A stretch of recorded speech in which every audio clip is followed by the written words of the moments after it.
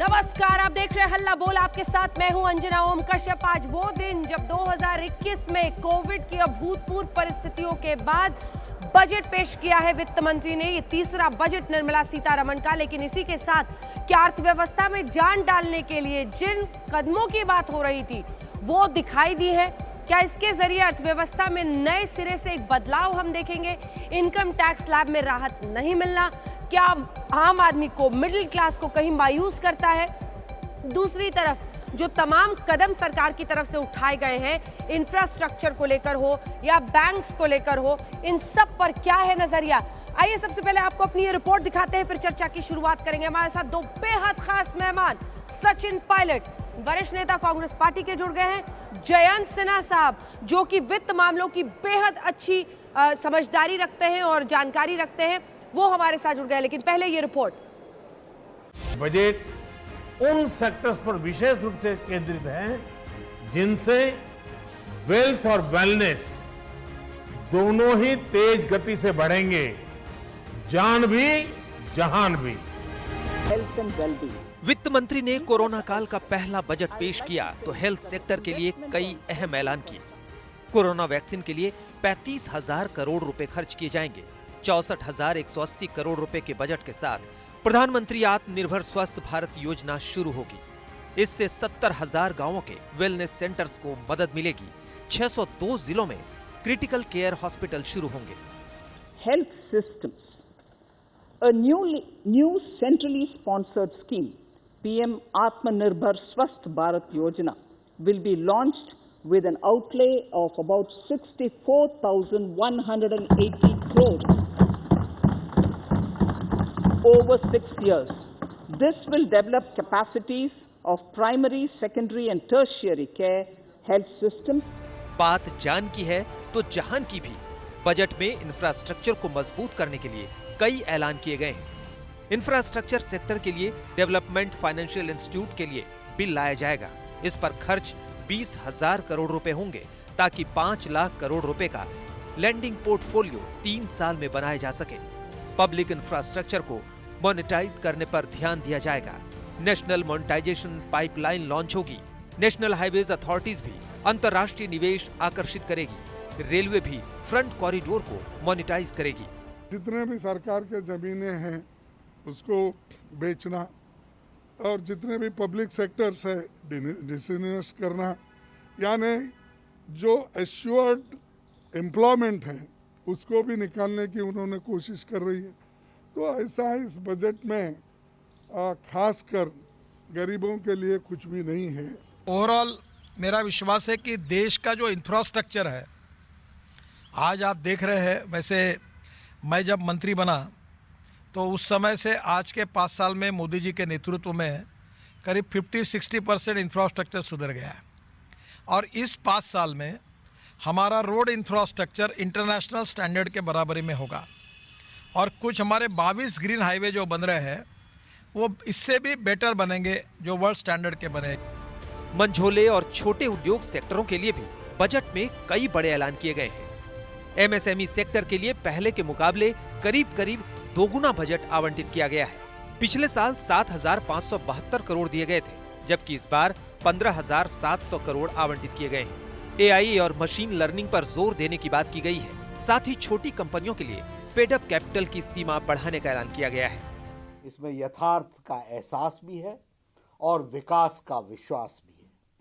यह बजट सभी वर्गों, बुजुर्गों, युवाओं, महिलाओं, संगठित एवं असंगठित क्षेत्र के मजदूरों, छोटे बड़े उद्यमियों की आशाएं और आकांक्षाओं को पूरा करने वाला बजट है। हालांकि टैक्स को लेकर कुछ खास नहीं है, लेकिन कुल मिलाकर कोरोना के बाद पहले बजट में हर क्षेत्र को मजबूत करने की मुकम्मल कोशिश है। आज तक ब्यूरो। तो चर्चा की शुरुआती कमेंट्स के साथ दोनों को दिखाए, जयंत सिन्हा और सचिन पायलट जी। सचिन जी, इससे पहले कि क्या परेशानियां हैं इस बजट में उस पर हम चर्चा करें। 3 बड़ी बातें जयंत सिन्हा साहब, जिससे आप जनता को ये भरोसा दिला पाएं कि आपके इस बजट के जरिए अर्थव्यवस्था में जान आएगी। जो ये वी शेप रिकवरी का आप दावा कर रहे हैं, 11% पर पहुंचने का दावा कर रहे हैं, वो वाकई मुमकिन हो पाएगा। 3 बड़ी बातें।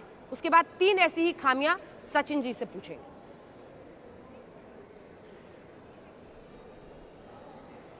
एक तरफ वैक्सीन जो है वो हम लोगों की स्वास्थ्य व्यवस्था के लिए संजीवनी है और देश को संजीवनी दे रहा है। उसी प्रकार से आज बजट के द्वारा हम लोग अर्थव्यवस्था को संजीवनी दे रहे हैं। ये एक बहुत बड़ा बूस्टर रॉकेट है जिसके द्वारा अर्थव्यवस्था बड़ी तेज़ी से आगे बढ़ने वाली है। मैं आपको 3 विशेष बिंदु पर आपका ध्यान में आकर्षित कराना चाहता हूँ। सर्वप्रथम ये है कि कैपिटल एक्सपेंडिचर जो स्वास्थ्य सेवाओं के लिए, इंफ्रास्ट्रक्चर के लिए और एग्रीकल्चर के लिए, इसमें बहुत बढ़ोतरी हुई है, 34% की बढ़ोतरी हुई है और इसके द्वारा रोजगार को बहुत प्रोत्साहन मिलेगा। दूसरा, सुधार के बहुत बड़े कदम लिए गए हैं जिसमें कि हम लोग बैंकों के सुधार के लिए हम लोग बहुत तेज़ी से जो प्रोडक्शन लिंक्ड इंसेंटिव्स हैं उसके द्वारा मैन्युफैक्चरिंग के सुधार के लिए, और कृषि क्षेत्र में एग्रीकल्चर इंफ्रास्ट्रक्चर फंड के द्वारा वहाँ सुधार के लिए हम लोग बढ़ोतरी करने वाले हैं। तो सुधार के बड़े ठोस कदम लिए गए हैं। और तीसरी बात वह है कि टैक्सेशन में कोई बदलाव नहीं आया है। जो आपके टैक्स रेट जो पहले थे वही आपके टैक्स रेट इस बार भी हैं। तो वो एक स्थिरता हम लोगों ने पूरे टैक्स सिस्टम में हम लोग लाए हैं। तो बड़े विश्वास से लोग भविष्य की ओर बढ़ सकते हैं इस भरोसे के साथ कि टैक्स में कोई परिवर्तन नहीं आया है, सरकार की तरफ से भरपूर खर्चे हो रहे हैं और अर्थव्यवस्था बड़ी तेजी से आगे बढ़ने वाली है। तो सचिन जी वो तो कह रहे हैं कि संतोष इस बात से कर लीजिए कि टैक्स में हमने कोई इजाफा नहीं किया है, क्योंकि टैक्स स्लैब का लोग लास्ट में इंतजार करते हैं कि शायद कुछ छूट कहीं पर मिलेगी, लेकिन ऐसा होता हुआ नहीं दिख रहा है। क्या कैपिटल एक्सपेंडिचर कैपेक्स का जो उन्होंने जिक्र किया, आप भी इसकी प्रशंसा करेंगे या 3 खामियों के साथ शुरुआत करना चाहेंगे? सचिन जी। नहीं, इनकी बहुत बहुत मेहरबानी कि इन्होंने टैक्स नहीं बढ़ाए, उसका पूरा देश बड़ा कृतज्ञ है इस सरकार का। सबसे बड़ी बात यह कि बजट हर फरवरी में हर साल आता है, लेकिन इस बार का बजट विशेष इसलिए था क्योंकि महामारी कोरोना की पूरे देश दुनिया में फैली हुई थी। लोग उम्मीद कर रहे थे कि इस बजट में कुछ ऐसा आएगा कि राहत उनको मिलेगी। और आप जानते हैं पिछले 11-10 महीने में सब कुछ बंद था, कारखाने बंद, फैक्ट्रियाँ बंद, दुकान बंद, लेकिन एक ऐसा क्षेत्र था जो चालू रहा, वो था कृषि क्षेत्र। किसानों ने खेती करना नहीं छोड़ा, इसीलिए आज हमारे गोदाम भरे हुए हैं। अगर उस कृषक और किसान की मदद हम आज नहीं कर रहे हैं तो कब करेंगे? मुझे उम्मीद थी कि यहाँ पर किसानों की राहत, क्योंकि माहौल जो देश में बना हुआ है कानूनों के खिलाफ, तो 3 कृषि कानून हैं, उसको देखते हुए कुछ मरहम लगाने का काम करेंगे, कुछ MSP पर कुछ किसानों की मदद होगी। लेकिन उल्टा हुआ है, कृषि का बजट कम किया है और जो कृषि सम्मान योजना है उसमें बजट कम कर दिया। आप सेस लगा रहे हैं, सेस का जो पैसा है वो कहाँ जा रहा है? अगर कृषि का बजट कम हो रहा है, ये सबसे बड़ी मैं समझता हूँ एक दुर्भाग्यवश उन्होंने एक स्टेटमेंट जो स्पीच में देखा कि कृषि को उन्होंने बहुत इग्नोर किया और आज किसान बहुत मायूस है। दूसरा, अब देखिए, आप फ़र्क समझना पड़ेगा, डिसइन्वेस्टमेंट और प्राइवेटाइजेशन में क्या फ़र्क है। अब आप हर चीज़ में LIC हो, BPCL हो, एयरपोर्ट हो, पोर्ट हो, रेलवे हो, हर जगह, और ये वही बीजेपी है जब विपक्ष में थे तो स्वदेशी जागरण मंच और नाना प्रकार के संगठन चिल्लाते थे कि आप क्यों कर रहे हैं। अब हर डिफेंस हो, इंश्योरेंस हो, अब हर जगह आप उसको बढ़ा रहे हैं। और आप मध्यम वर्ग, जो आप आज सबसे ज़्यादा, आप चाहे चीन हो चाहे अमेरिका हो, हर सरकार ने लोगों के हाथ में पैसा दिया है। अगर हम लोगों के हाथ में पैसा नहीं देंगे, गृहिणी जो घर में घर चलाती हैं उसके हाथ में पैसा आएगा, अतिरिक्त आय आएगी, तो खरीदारी बढ़ेगी, डिमांड बढ़ेगी, कंजम्पशन बढ़ेगा। उस तरफ कोई ध्यान नहीं दिया। ये लॉन्ग टर्म योजना बनी है। लोग आज पीड़ा में हैं, आज दुखी हैं, आज महामारी फैली हुई है, तो आज तुरंत राहत के लिए कोई प्रावधान नहीं दिया गया है। और मैं मानता हूँ कि ये बजट जो है उम्मीदों के बहुत दूर रह गया और ले दे के सिर्फ डिसइन्वेस्टमेंट की बात की गई है, प्राइवेटाइजेशन की बात की गई है और किसानों को लेकर इतनी बड़ी चुप्पी साधी गई है, इतने नकारात्मक वातावरण बनने के बाद भी। तो ये मैं समझता हूँ सरकार की बहुत बड़ी नाकामी रही है। ठीक है, चलिए जयन जी, अब क्रॉस फायर शुरू करते हैं। सवाल ये है कि डिसइन्वेस्टमेंट को लेकर न सिर्फ लेफ्ट पार्टियां, बल्कि आप देख ही रहे हैं सचिन जी भी, कांग्रेस पार्टी भी जमकर आप पर बरस रही है। सेल ही सेल, और सेल ही सेल एक ऐसे वक्त पर जब माना जा रहा है कि सरकार के पास पैसे की कमी है, डिस्ट्रेस सेल की तरह इसे देखा जा रहा है। क्या वाकई ऐसी परिस्थिति आ गई थी? ये डिसइन्वेस्टमेंट एक मजबूरी थी क्या? और दूसरी बात, एयर इंडिया हो सर, भारत पेट्रो हो, अभी तक उसी का डिसइन्वेस्टमेंट जो पिछली बार आपका टारगेट था उसमें आप 20,000 करोड़ बेच पाए। आपने टारगेट सेट किया था 2.1 लाख करोड़ का, अब आपने फिर ऐसा ही एक टारगेट सेट कर लिया है। खरीदेगा कौन?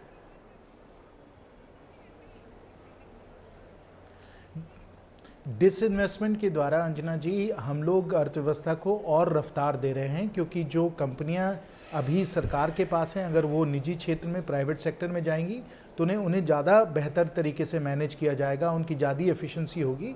और वो हम लोगों ने हर क्षेत्र में देखा है जब ये परिवर्तन आया है, टेलीकॉम में देख लीजिए, एविएशन में देख लीजिए, बैंकिंग में देख लीजिए, जहाँ जहाँ कंपनियाँ प्राइवेट सेक्टर में हैं वहाँ निवेश भी ज़्यादा आता है, रोजगार भी होता है और बड़े एफिशिएंसी वो सेक्टर आगे बढ़ता है। तो इससे डिसइन्वेस्टमेंट से हम लोग अर्थव्यवस्था को और ताकत दे रहे हैं, ये इसका मकसद है, ये लक्ष्य है इसका। साथ साथ आपको मालूम ही है, और जैसे अभी सचिन जी ने कहा भी, पिछले साल कोरोना महामारी का समय था और इस कारण डिसइन्वेस्टमेंट करना बिल्कुल नामुमकिन हो गया था, क्योंकि सब शेयर बाज़ार वगैरह में मंदी आई हुई थी। अब वो परिवर्तित हो गए हैं, सब कुछ बहुत तेज़ी से आगे बढ़ रहा है, तो इसलिए अब समय अनुकूल है जब हम लोग इस प्रकार का डिसइन्वेस्टमेंट कर सकते हैं। और जब डिसइन्वेस्टमेंट करेंगे तो ये कंपनियां जो हैं और भी बेहतर होंगी और हमें और बेहतर सेवाएं देंगी। और जो हम लोगों को इसके द्वारा जो रियलाइजेशन आएगा, जो हमें इसके द्वारा पूंजी मिलेगी, वो पूंजी हम लोग अपने किसानों को, अपने गृहिणी को, अपने युवाओं को दे सकते हैं, अपने इंफ्रास्ट्रक्चर में दे सकते हैं और वहाँ और लोगों को बहुत लाभ मिलेगा।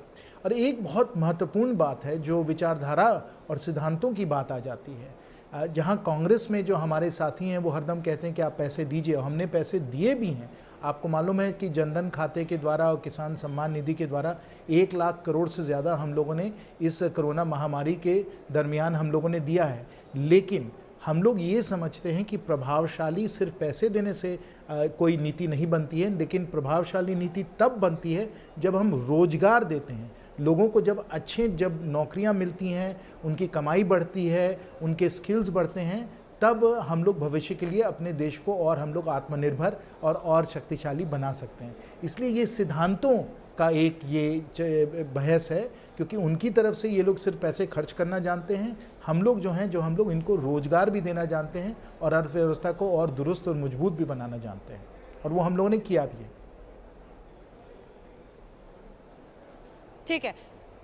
ठीक है, किसानों के मुद्दे पर भी और ये जो कृषि सेस आपने लगाया है उस पर भी आएंगे, लेकिन मैं चाह रही थी कि इस एक टॉपिक पर हम लोग पहले काउंटर क्वेश्चंस एक दूसरे से कर लें, फिर आगे बढ़े। तो डिसइन्वेस्टमेंट पर ही वापस आते हुए सचिन पायलट जी, ऐसा तो है नहीं कि बीजेपी लेकर आई डिसइन्वेस्टमेंट, और हिंदुस्तान में ऐसी तमाम PSUs हैं जिन पर टैक्स पेयर का पैसा लगता है और वो बर्बाद होता है।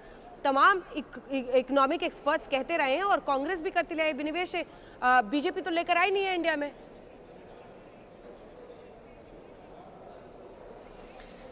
91 का जो बजट था अंजना जी, उस समय कांग्रेस की सरकार ने इकोनॉमी को खोला, लिबरलाइज किया, और मैंने शुरू में कहा कि फ़र्क समझना पड़ेगा, डिसइन्वेस्टमेंट क्या है और निजीकरण क्या है। एक तरफ आपने जो पॉलिटिकल स्टैंड था बीजेपी का जब विपक्ष में थे, तो बड़ा स्पष्ट था कि डिसइन्वेस्टमेंट नहीं होना चाहिए, और पार्लियामेंट के अंदर, पार्लियामेंट के बाहर नाना प्रकार के आरोप हमारे पर लगाए। अब जब अर्थव्यवस्था कमज़ोर है, जब जो हमारी फैमिली ज्वेलरी है, जो हमारा सबसे बड़ी संपत्ति जनता की, उसको इस प्रकार आप टारगेट सेट कर रहे हैं और फिर बेच नहीं पा रहे हैं, इससे कमजोरी दिखती है। और मैं समझता हूँ कि स्ट्रेटेजिक डिसइन्वेस्टमेंट हो सकता है, आप डिसइन्वेस्टमेंट करिए, लेकिन उस पैसे का जो आप, जैसे सेना जी ने कहा कि पैसा जो आएगा वो खर्च कहाँ पे हो रहा है। आपने 2 लाख करोड़ रुपए तो अभी बोरो किया है, 9.5% आपका फिस्कल डेफिसिट है, जो ऐतिहासिक है, पिछले 30 साल में कभी इतना डेफिसिट आया नहीं। और ये बोलना कि सिर्फ कोरोना की वजह से, पेंडेमिक था इसलिए हम लोग नहीं कर पा रहे हैं, मैं समझता हूँ ये गलत है। क्योंकि भाई बजट तो हर साल आता है, इस साल विशेष इसलिए क्योंकि लोग उम्मीद करते थे अगर कठिन समय में आप अपने कार्यकुशलता नहीं दिखाएंगे तो फिर आपका और ये सरकार पूर्ण बहुमत की सरकार है, कोई दबाव किसी का नहीं है, मनमाना अपना कर रहे हैं, जैसा नोटबंदी हो, GST हो, मनमानी करते हैं। इसमें क्यों नहीं मनमानी करते हैं? आप बोलिए कि हर किसान को हम देंगे, हर जो हमारा मध्यम वर्ग उसको मदद करेंगे। इस पूरे बजट में सिर्फ rail, airport, roadways, oil companies, PSUs, airline, कैसे हम जल्दी बेचें इसको, इसमें लगा हुआ है। आपने जो डिविडेंड है वो ले रखा है, आपने RBI से एडवांस ले रखा है। तो पूरी अर्थव्यवस्था का इतना खर्चा हम लोग कर रहे हैं, लेकिन अभी भी आम आदमी के हाथ में पैसा नहीं आया है। ये long term solution for immediate problem is not the answer.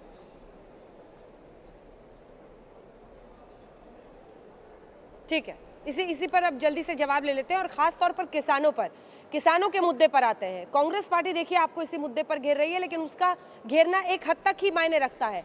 Border पर जो किसान बैठे हैं वो आपकी सरकार को घेरने में कामयाब रहे हैं, और जैन जी इससे आप दूसरी तरफ नहीं देख सकते हैं।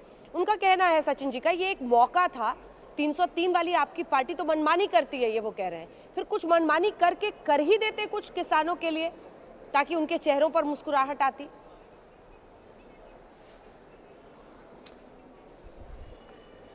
अंजना जी, अगर आप लोकतंत्र को मनमानी कहते हैं तो फिर मैं क्या कह सकता हूं उसके बारे में। ये तो लोकतंत्र है। अगर लोकतंत्र में आपकी बहुमत है सदन में तो आपकी नीतियां तो आएंगी ही, आपका बजट तो आएगा ही। ये तो लोकतंत्र इसको कहते हैं। और अभी राजस्थान में सचिन जी की सरकार है, वहाँ वो लोग अपनी मनमानी कर रहे हैं, क्योंकि लोकतंत्र में अगर उनकी मेजॉरिटी है, बहुमत है, तो वो लोग अपनी नीतियाँ बनाएंगे। लोकतंत्र तो इसी तरीके से चलता है, इसे मनमानी नहीं कही जा सकती है।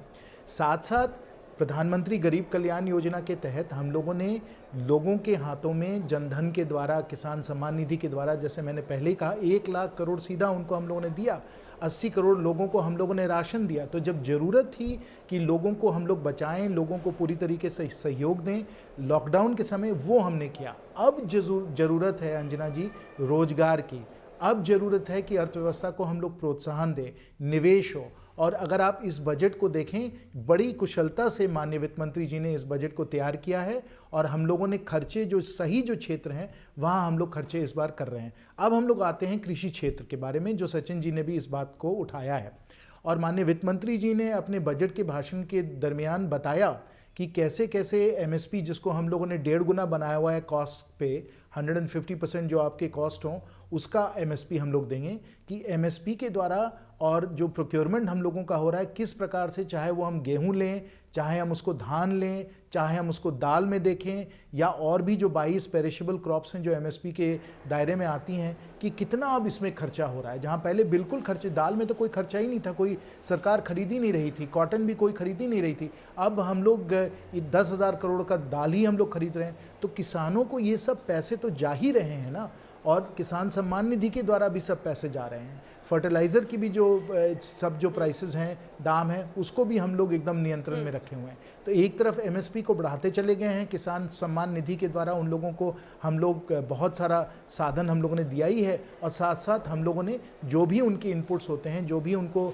ज़रूरत पड़ती है अपने कृषि क्षेत्र के लिए, उसके लिए भी हम लोगों ने एकदम रोक लगाई हुई है। तो इसलिए कृषि जो है उस क्षेत्र में और किसानों खासकर उनकी आय को हम लोगों ने इस प्रकार से बढ़ा दिया है। ठीक है, इस पर एक काउंटर जवाब जल्दी से सचिन जी से ले लेते हैं, फिर हम अगले मुद्दे पर जो वी शेप रिकवरी का दावा है उस पर जाएंगे। जल्दी से सचिन जी। तो जैन जी बोल रहे हैं कि किसानों को बहुत कुछ दिया है, तो किसी पे एहसान तो किया नहीं है। दूसरी बात, अगर किसान इतने खुश होते तो सड़कों पे क्यों बैठे होते। और जहाँ तक इन्होंने कहा, आप 7 साल हो गए सरकार को, इन्होंने कहा था कि किसान की आमदनी दुगनी करेंगे। मुझे तो कोई एक किसान पूरे देश में मिला नहीं जिसकी आमदनी दुगनी हो गई हो। और ये सब बोलने की बातें, धरातल पर कुछ नहीं है। आज पेट्रोल जो है वो देसी घी जितना महंगा हो गया है, जितने का देसी घी आता है उतने का पेट्रोल बिक रहा है। आपका गैस सिलेंडर के क्या दाम हो गए। तो किसान भी तो डीजल पेट्रोल कंज्यूम करता है ना, उसकी जेब में कितना प्रहार हो रहा है कोई कल्पना कर सकता है। आज गरीबी बढ़ रही है, महंगाई बढ़ रही है, बेरोजगारी बढ़ रही है, निवेश घट रहा है। मुझे बताइए कौन सा ऐसी दिशा है जहां पर आप कह रहे हैं कि हमने बहुत कुछ हासिल किया है। और 7 साल से लगातार आपकी सरकार है। अब ये आरोप नहीं लगा सकते हैं कि साहब मौका नहीं मिला, टाइम कम था। पूरा आपके पास मनमानी की बात नहीं मैं कर रहा हूं, लेकिन बहुमत का ये मतलब नहीं है कि आप विपक्ष की बात ही नहीं करेंगे, आप कंसेंसस नहीं बनाएंगे, आपको जो ठीक लगे आप वो करेंगे, अपनी बात से मुकर जाएंगे। इन सब बातों को लोग भी देख रहे हैं।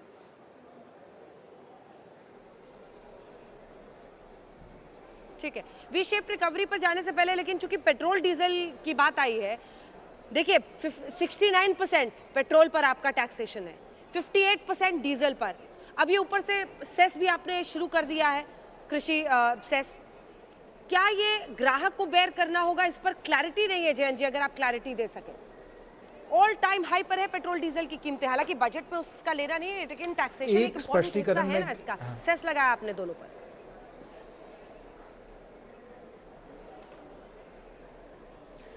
अंजना जी, मैं बिल्कुल एक बात स्पष्ट करना चाहता हूं कि जो एग्री सेस है उसमें ऐसा नहीं है कि हम लोगों ने पेट्रोल और डीजल के जो दाम हैं उनको बढ़ाए हैं। पेट्रोल डीजल में कुछ जो सेस पहले लग रहा था उसको हम लोगों ने लेकर एग्री सेस में हम लोगों ने उसको लिया है, लेकिन ग्राहकों का दाम इसके कारण बिल्कुल नहीं बढ़ा है। जितने पहले थे सेसेस और टैक्सेस वगैरह उतने ही हैं, लेकिन उनको हम लोग एक तरफ से ले जाकर उसको एग्री सेस में हम लोगों ने कर दिया। सिर्फ इतना ही हुआ है, लेकिन ग्राहकों को इसका कोई प्रभाव नहीं हुआ है। और ये जरूरी है कि हम लोग पेट्रोल और डीजल जो है इसको हम लोग थोड़ा ठीक मतलब दाम पे रखें।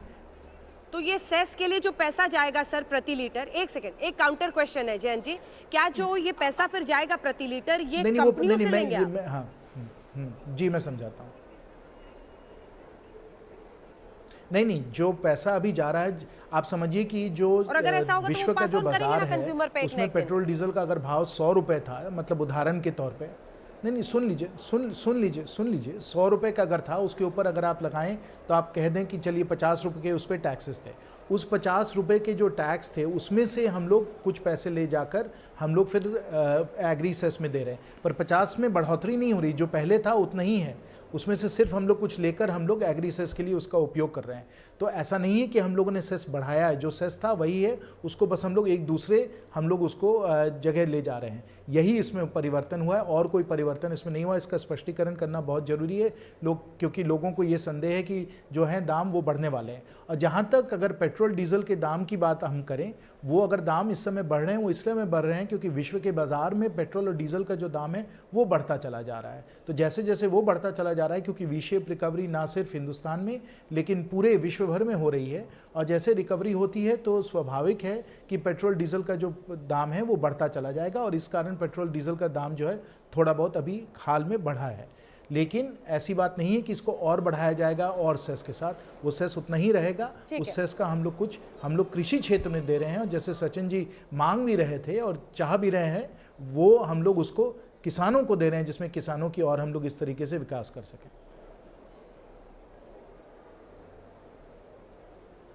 ठीक है, चलिए अब वी शेप रिकवरी पर आते हैं जरा, जिसका दावा कुछ दिनों पहले जब गृह मंत्री अमित शाह ने किया था तब से ही उस पर विपक्ष सवाल खड़े कर रहा है, और आज एक बार फिर से जो हमारे इकोनॉमिक सर्वे के जरिए भी सामने बात कही गई थी, उस पर देखिए कांग्रेस पार्टी का ये कहना है जयंत जी कि 2018-19 में हमारी ग्रोथ पहुंच गई थी लगभग 6.5%, उसके बाद 19-20 में हम पहुंच गए थे 4%, और ये सब प्री कोविड है, कोविड के पहले। उसके बाद तो जो हम गिरे तो नेगेटिव में चले गए, 7.7 हम नीचे गए। अब कह रहे हैं कि जब आप सीढ़ियों से नीचे गिर गए हैं बिल्कुल, अब आप थोड़ा सा ऊपर उठ के वापस आ रहे हैं, तो आप पूरा को ऐड करके कह रहे हैं कि हम 11% ऊपर बढ़ेंगे, जबकि आप तो सिर्फ जो गड्ढे में गिरे थे उसको ही ऊपर भर पाएंगे। उनका कहना है ये वी शेप रिकवरी नहीं है, आप बड़े ही मतलब कुछ ही आंकड़े आप आगे बढ़ रहे हैं, अभी तो आप गड्ढे में वापस चढ़ रहे हैं जो आप गिरे थे।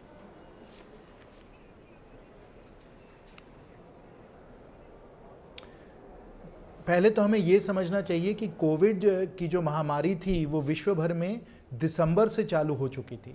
तो अगर आप दिसंबर, जनवरी, फरवरी, मार्च देखें तो 4 महीने जो पिछले साल के थे वो कोविड से प्रभावित थे। इसलिए पिछले साल में जो हम लोग सोच रहे थे कि 5-6% हम लोगों की वृद्धि होगी, वो नहीं हुआ, वो 4% ही हुआ, लेकिन वो भी कोविड से प्रभावित थी।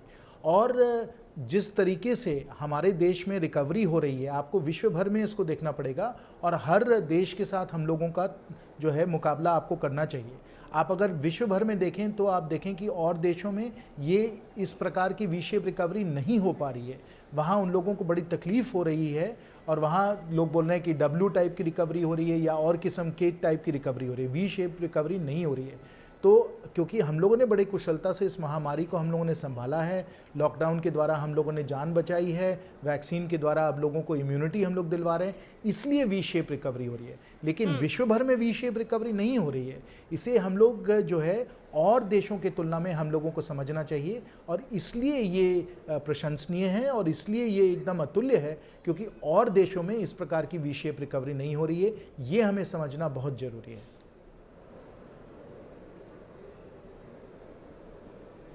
ठीक है, इस पर आपका टेक, क्योंकि कई एक्सपर्ट्स ऐसे भी हैं जो मानते हैं कि के शेप है, दरअसल जो अमीर है वो तो रिकवर करके ऊपर की तरफ बढ़ रहा है, लेकिन जो गरीब है वो नीचे की तरफ ही धंसता चला गया है, और उसके लिए जितने आउट ऑफ द बॉक्स कदम शायद उठने चाहिए थे बजट में वो नहीं है। सचिन जी,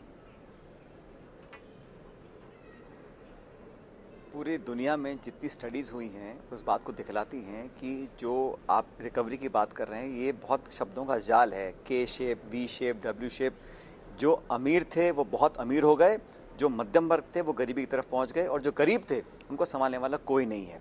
अब शेयर मार्केट में क्या हो रहा है, फॉर्च्यून 500 कंपनीज का क्या हो रहा है, वो अलग विषय है। मेरे लिए रिकवरी तब होगी जब इस देश में कुपोषित बच्चों की संख्या कम होगी, इस देश में हमारे किसान आत्महत्या नहीं करेंगे, हमारे यहाँ मिड डे मील है, SC ST है, ट्राइबल है, दूर दराज के लोग हैं, उन लोगों के हाथ में पैसा जाएगा तो इकोनॉमिक रिकवरी है। चंद लोग अमीर बनेंगे और हमारी इकोनॉमी बढ़ जाएगी, उसका कोई मतलब नहीं है। हमारे यहाँ जो जीनी कोफिशिएंट है वो देखना पड़ेगा, बहुत इंपॉर्टेंट है, क्योंकि जो इनइक्वालिटी है वो लगातार बढ़ रही है। महामारी में हर अखबार ने लिखा, हर एजेंसी ने कहा कि जो अमीर तबका था वो बहुत अमीर हो गया और जो गरीब था वो बिल्कुल भुखमरी के कगार पे है। तो अब रिकवरी अगर कर भी रहे हैं तो किसी सेक्टर में हो या सिर्फ शेयर मार्केट में हो या 10, 50, 20 लोगों की हो, वो नाकाफ़ी है। रिकवरी तब है जब बच्चे हमारे कुपोषित नहीं होंगे, किसान हमारे समृद्ध होंगे, मध्यम वर्ग की जेब में पैसा आएगा। आप महंगाई बढ़ा रहे हैं, आप नौकरियां छट रही हैं, आप नरेगा पर निर्भर कर रहे हैं जिसको आप बहुत धुतकारते थे, तो रिकवरी किस प्रकार की हो रही है? सिर्फ आंकड़ों का जाल है, K shape, V shape, W shape, L shape से कोई फर्क नहीं पड़ता। धरातल पर जो वास्तविकता है उससे हमको मुकाबला करना पड़ेगा। और ये कहना कि किसी अन्य देश में नहीं हो पा रहा है, इसका क्या मतलब है? हमारे देश में नौजवान है, पढ़े लिखे हैं। महामारी जैसी परिस्थितियां भी तो सदी में एक बार आती है ना। बोलिए। अभूतपूर्व परिस्थितियां थी या नहीं, आप मानते हैं या नहीं? अभूतपूर्व थी, संकट पूरे विश्व पर था। बिल्कुल मानता हूं, अभूतपूर्व। अभी वित्त मंत्री जी ने क्या कहा, desperate situations call for desperate measures. ये कोई डेस्परेट मेजर नहीं था, ये जो बजट था ये सिर्फ लिपापोती वाला काम था।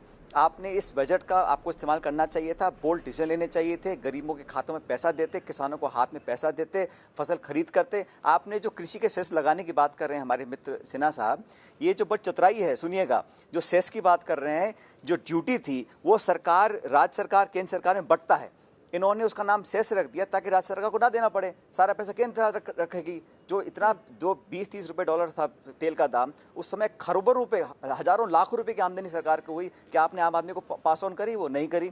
आप अपना पैसा बनाए जा रहे हैं, वो पैसा खर्च कहाँ हो रहा है? आप हवाई जहाज ले रहे हैं, आप पार्लियामेंट नई बिल्डिंग बना रहे हैं, आप स्टैचू बना रहे हैं 3000 करोड़ रुपए के, तो पैसे कहाँ खर्च हो रहे हैं देखना पड़ेगा ना आपको।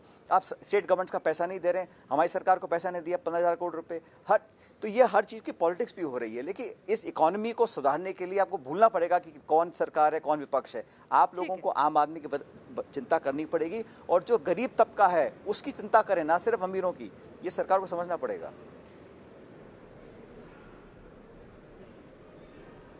ठीक है, एक छोटे से ब्रेक के लिए हम रुक रहे हैं यहीं पर, लेकिन 2-3 बड़े सवाल हैं जो ब्रेक के बाद हम उठाएंगे। देखिए, सबसे पहले तो यही कि क्या सेस का क्रिएशन, इससे पहले ही भी टेलीफोन बिल में भी आप एक अमाउंट देते हैं, ये सब केंद्र को जाता है सेस के तौर पर, लेकिन कई बार रिपोर्ट्स आई कि वो पैसा खर्च नहीं होता है तो क्या उस फायदे के लिए होता है? किसानों तक ये पैसा जो अब सेस लगाया जा रहा है पेट्रोल डीजल पर, ये क्या पैसा उन तक पहुंचेगा? दूसरी तरफ कह रहे बोल्ड मेजर्स सचिन पायलट, तो हम उन्हीं से पूछेंगे कि ये बोल्ड मेजर्स क्या थे जो सरकार को लेना चाहिए था। एक छोटे से ब्रेक के बाद बजट पर, 2021 का बजट आया, क्या लाया आम आदमी के लिए, इसी पर आप चर्चा देख रहे हैं। और आज विशेष पेशकश आप देख रहे हैं, दिन भर बजट का आज तक जो एक मॉल से आपके लिए ला रहा है। अलग अलग हिस्सों में भी हम गए थे, क्या कुछ आम आदमी की जिंदगी पर असर होगा, इन सब पर आप लगातार कवरेज देख रहे हैं। लेकिन 2-3 बड़ी बातें जो सचिन पायलट जी कही गई हैं, वो ये कहना है सरकार का कि हम ईज ऑफ लिविंग ला रहे हैं।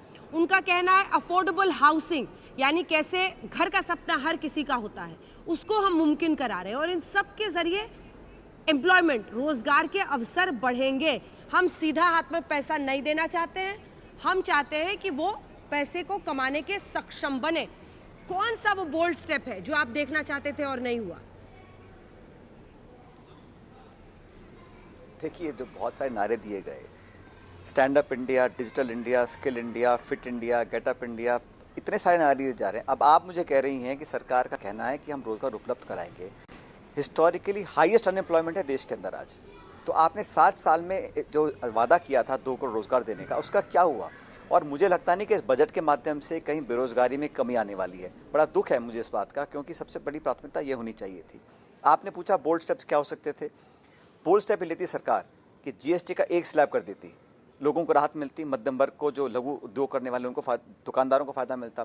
GST को कॉम्प्लिकेट किया गया है, मल्टीपल स्लैब्स बनाए गए, मनमानी से ऊपर नीचे होता रहता है। एक स्लैब कर दीजिएगा आप जो किसान हमारे हैं, जो कृषि वर्ग है, जो खासकर जो सीमांत किसान हैं, उसकी परचेज 100% एमएसपी गारंटी आप कर दीजिएगा। और जितने देश में लोग हैं, चीन ने किया, अमेरिका ने किया, इंग्लैंड ने किया, आप लोगों को खुद पैसा दीजिएगा, वो अपने आप उनके घर में जब पैसा आएगा वो खरीदारी करेंगे, डिमांड बढ़ेगी, अपने आप मैन्युफैक्चरिंग को फ़ायदा मिलेगा। लेकिन आप सेस लगा रहे हैं, आप इन्वेस्टमेंट के लिए पैसा कहाँ से लाएंगे, निवेश कर रहे हैं। लेकिन bold step for poverty alleviation और जॉब क्रिएशन वो मुझे इस बजट में नहीं दिखा। ये तो लॉन्ग टर्म स्ट्रेटजी है, गोल्स हैं, हम ये करेंगे, 2 साल बाद 4 साल बाद फंड बनाएंगे, रिसर्च करेंगे, डेवलपमेंट करेंगे। उससे हाल जो इस फाइनेंशियल ईयर आने वाला है उसमें कहीं इमीडिएट लाभ लोगों को नहीं मिल रहा है।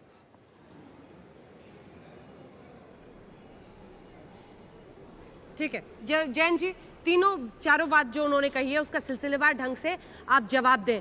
और देखिए, अगर desperate situations require desperate measure, तो ऐसा कुछ बड़ा तो दिख नहीं रहा है सर। मतलब आप ही अगर समझा दे तो हम लोग शायद यकीन कर ले, लेकिन ऐसा कुछ आउट ऑफ द बॉक्स बड़ा आपने नहीं किया है, जैसा हमने एक वक्त पर लिबरलाइजेशन के साथ देखा था एक जबरदस्त संकट से उभरने के लिए।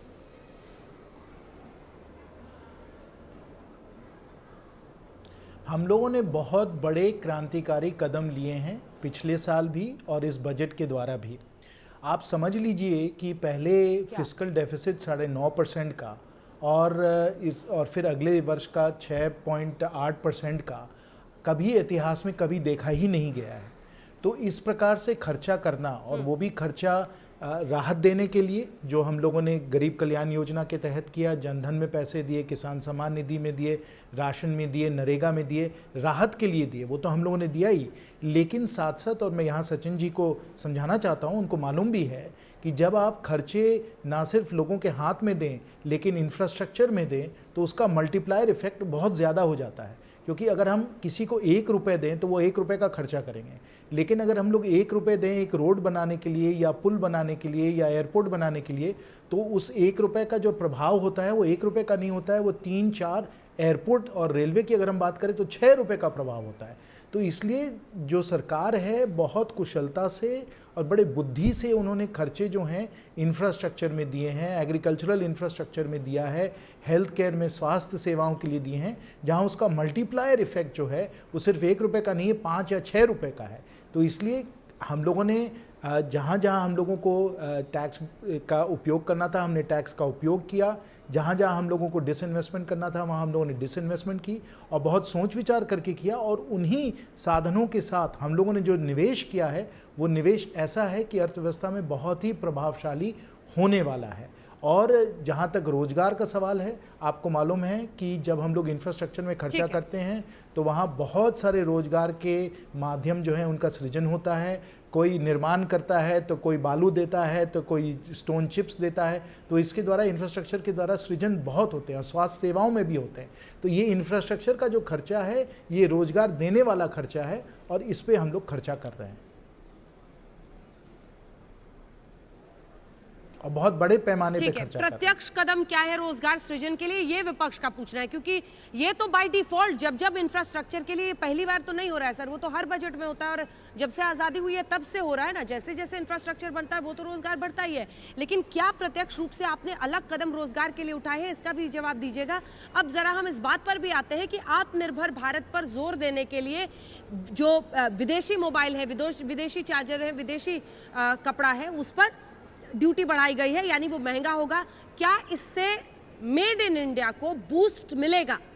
क्या वाकई ऐसा होता हुआ आप देख रहे हैं? दोनों विषयों पर अगर जल्दी से आप कमेंट करें, क्योंकि आत्मनिर्भर भारत को सरकार बहुत पुश करती रही है और मोबाइल हम इतने देश के अंदर बना रहे, हिंदुस्तानी कंपनियां इतनी ज्यादा हैं, इनको बूस्ट मिलेगा इस कदम से जब हम ड्यूटी बढ़ाते हैं विदेशी मोबाइलों पर?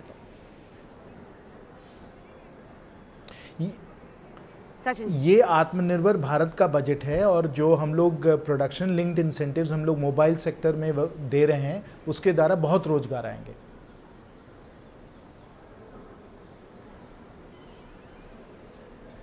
ठीक है सचिन जी, आप इसका जवाब दें, उसके बाद से जैन जी मैं आपसे पूछूं। जी सचिन जी। मेरा तो एक ही कमेंट है अंजना जी कि जो सिन्हा साहब जो बोल रहे हैं कि आप इंफ्रास्ट्रक्चर में पैसा, टैक्स का पैसा, सरकार का पैसा लगाओ इंफ्रास्ट्रक्चर के अंदर, बहुत अच्छी बात है, मैं अप्रिशिएट करता हूँ। लेकिन जब आप वो एयरपोर्ट और रेलवे और पोर्ट्स बना लेंगे फिर आप उसको डिसइन्वेस्ट कर दीजिएगा, फिर निजी हाथों में चला जाएगा।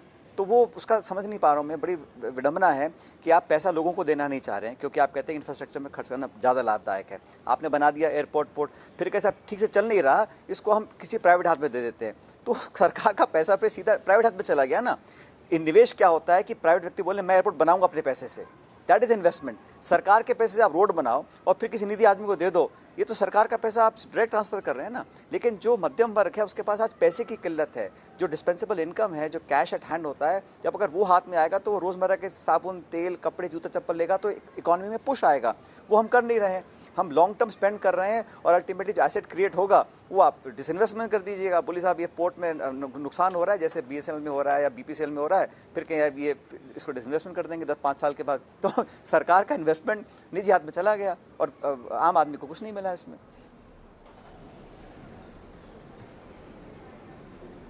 ठीक है, इसका भी जवाब दीजिए। जो वो कह रहे हैं कि आपने कुछ बनाया और उसके बाद से फिर आप बेचने की कर लेंगे क्योंकि आपसे संभलेगा नहीं। और इसी के साथ एक सेंस ये आ रहा है जयंत जी कि जो इमीडिएट बूस्ट जो वैक्सीन जैसे कोविड के लिए चाहिए होती है, संजीवनी बूटी, वो नहीं है। आपने कुछ लॉन्ग टर्म प्लान्स बनाए हैं, लेकिन इसका असर आते आते देर ना हो जाए।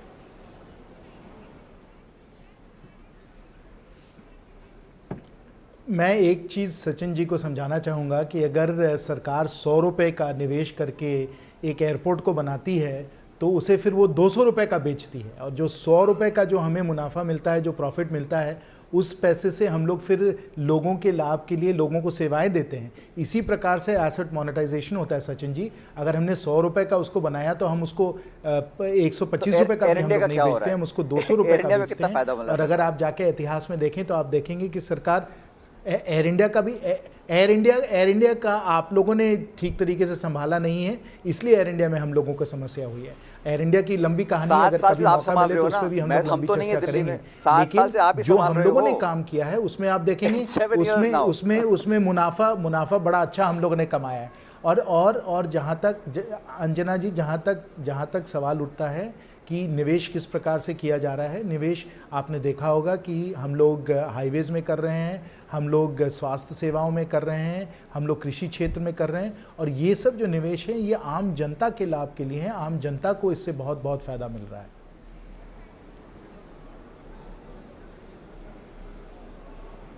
लेकिन आप अभी भी जब आप बात कर रहे हैं तो आप बार बार कह रहे हैं कि कांग्रेस ने 6 साल ठीक से नहीं संभाला। सर अभी तो 7 साल से आप लोग हैं ना, कांग्रेस ने दशकों तक नहीं संभाला ठीक से।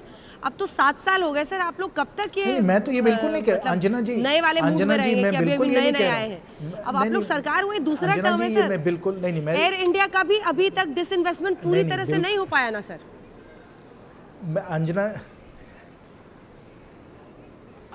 एयर इंडिया का भले नहीं हो पाया क्योंकि कोरोना की महामारी थी, लेकिन हम एयर इंडिया की जिक्र न करें, हम इतने सारे और जो हम लोगों ने काम किए वो तो आप देखिए। हम कांग्रेस की बात कर ही नहीं रहे हैं, हम कह रहे हैं कि आज किसी भी परिवार के पास आप जाएं, उनके पास पक्का घर है, उनके पास सड़क है, उनके पास पानी है, उनके पास बिजली है, उनके पास राशन कार्ड है, उनके पास शौचालय है, उनके पास बैंक का खाता है। ये सब तो हम लोगों ने पिछले 6-7 साल में हम लोगों ने करके दिखाया है ना। ज़मीनी तौर पर हम लोगों ने ये सब काम किए हैं, और आगे के समय और इस बजट में भी इसकी बहुत लंबी तरीके से इसकी जिक्र की गई है कि हम लोग हर नल में हम लोग जल देने वाले हैं, चाहे आप ग्रामीण क्षेत्र में हो या आप शहरी क्षेत्र में हो, हर नल को हम लोग जल देने वाले हैं। ये कितनी बड़ी एक ये कामयाबी होगी, कितना बड़ा हम लोग इसके द्वारा सचिन जी, ये काम बहुत पहले नहीं हो जाना चाहिए था। जो हम लोग स्वास्थ्य सेवा में करने वाले हैं, स्वास्थ्य सेवा में ये स्वच्छता मिशन जो आज चलाना पड़ रहा है, जल जीवन की हर घर में टैप से पानी आए, ठीक है, आ रही हूँ सर मैं, हेल्थ वाले सेक्टर पर भी आ रही हूँ। लेकिन सचिन जी, ये काम पहले नहीं हो जाना चाहिए था।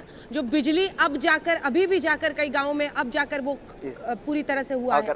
जल जीवन, नल से पानी अभी तक इंडिया में आजादी के इतने दशकों बाद नहीं, ये काम पहले नहीं होना चाहिए था सर। तो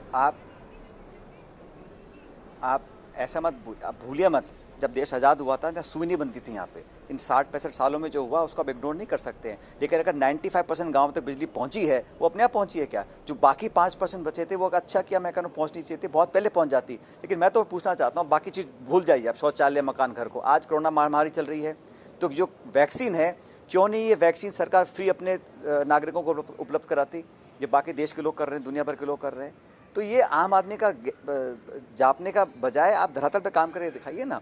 और ये बोलना फिर कांग्रेस ने कुछ नहीं किया, भाई 7 साल से तो आप सरकार चला ही रहे हैं, और आपने पहले कहा कि हम 100 रुपये लगाते हैं तो 200 में बेचते हैं, अगर मुनाफा है तो क्यों बेच रहे हो उसको भाई? अगर मुनाफा है तो बेचो मत ना उसको, आप और इनकम करिए, और अगर घाटा है तो फिर सरकार का पैसा लगा फिर निजी हाथ में चला गया। तो इतना आसान नहीं जितना सिन्हा साहब बताना चाह रहे हैं, लेकिन मैं समझता हूं कि ये भाजपा में एक बड़े सुलझे हुए व्यक्ति हैं, बहुत पढ़े लिखे हैं, अनुभवी हैं, इसलिए इन जैसे कुछ और लोग सरकार में बैठेंगे तो हो सकता है कुछ और अच्छे काम कर सकती है सरकार, और मुझे उम्मीद है कि बहुत जल्द उनको मौका मिलेगा, अगर अभी तक नहीं मिला है तो सिन्हा जी को।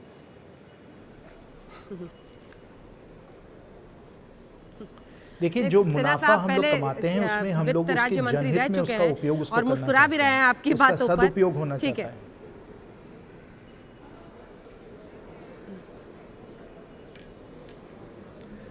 अंजना जी, देखिए, सरकार जो है जब वो किसी एसेट को या किसी रोड, एयरपोर्ट, हाईवे या इस कोई भी चीज़ को अगर बेचती है, तो जैसे मैंने कहा, जो फिर आपको पैसे मिलते हैं वो आप जनता के लाभ में उसका उपयोग कर सकते हैं, जनहित में उसका उपयोग हो सकता है, और आप फिर नए और इंफ्रास्ट्रक्चर के आप एसेट्स बना सकते हैं।